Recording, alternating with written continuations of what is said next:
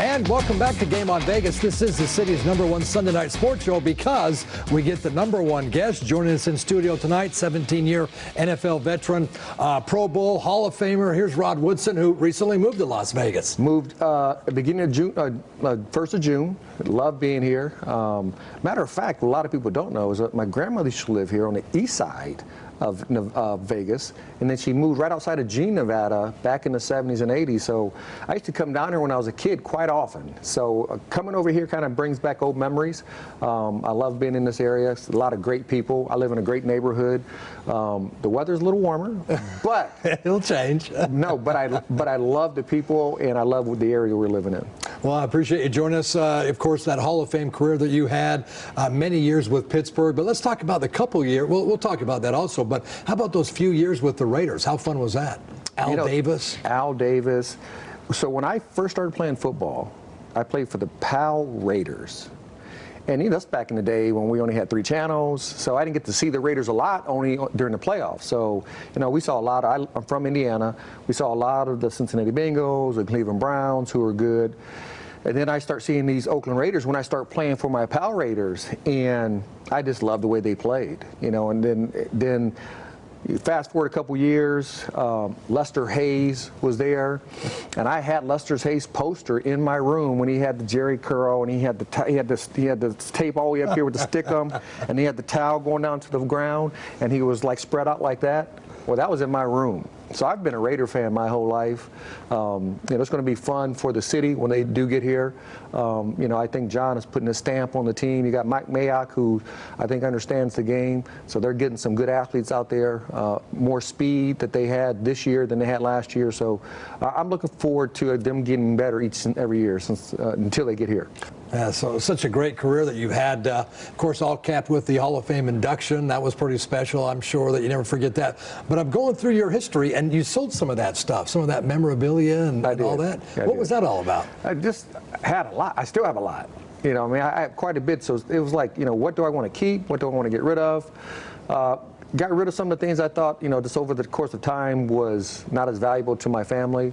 All the things that I really love and I know my family will really love in the long term, we kept that. You got to purge sometimes in your life, and that's what I did.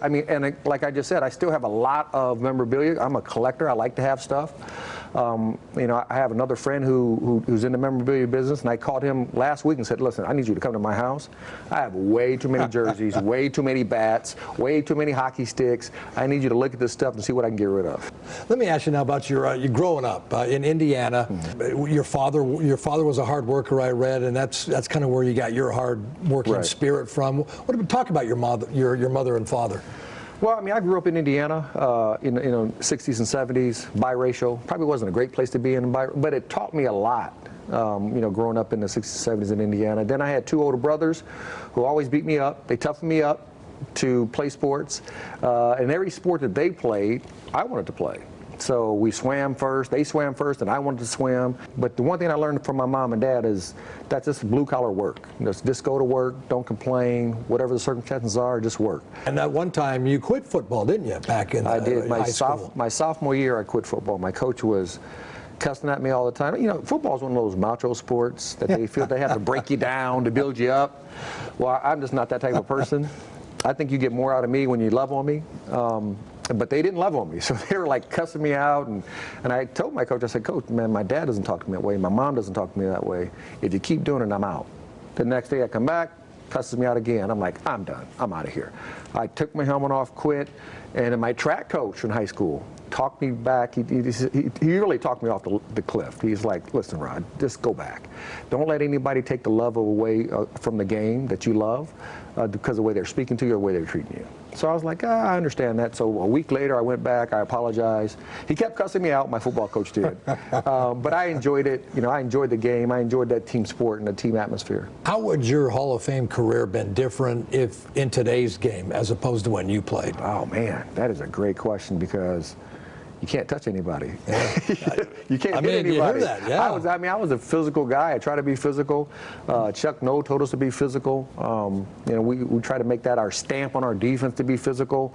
It's tough to do nowadays, but I think within the framework of the new rules, there is a target that you got to go for nowadays. You want to go lower than higher.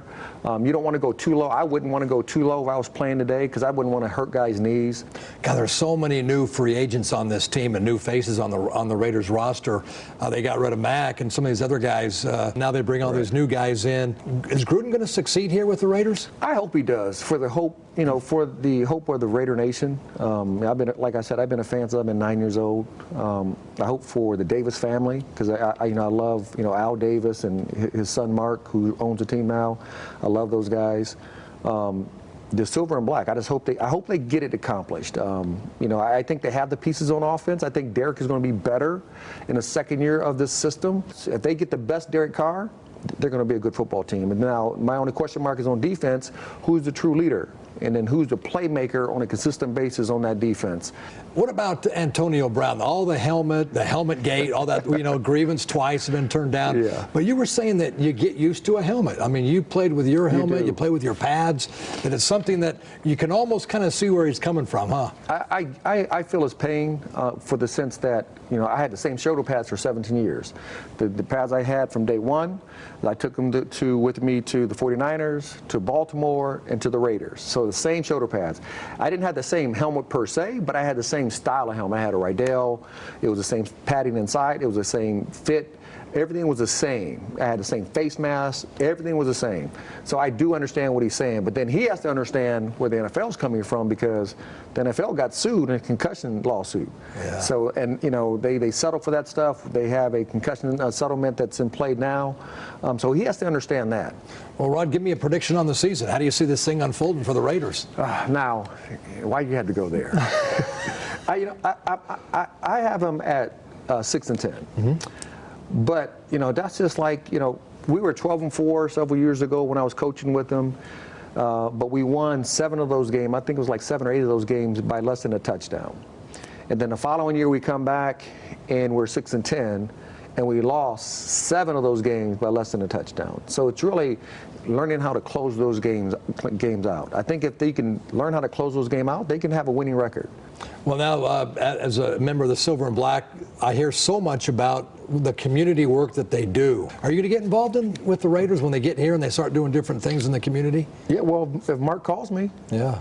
Yeah, I can't call Mark and say, hey, Mark, let me be part of your foundation, your community awareness. Yeah.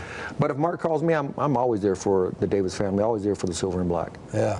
Well, it's been a pleasure having you in. I appreciate that. Oh, pleasure's mine. Thank you. There he is, Rod Woodson. So much history with football. I really appreciate you coming in. All right, still.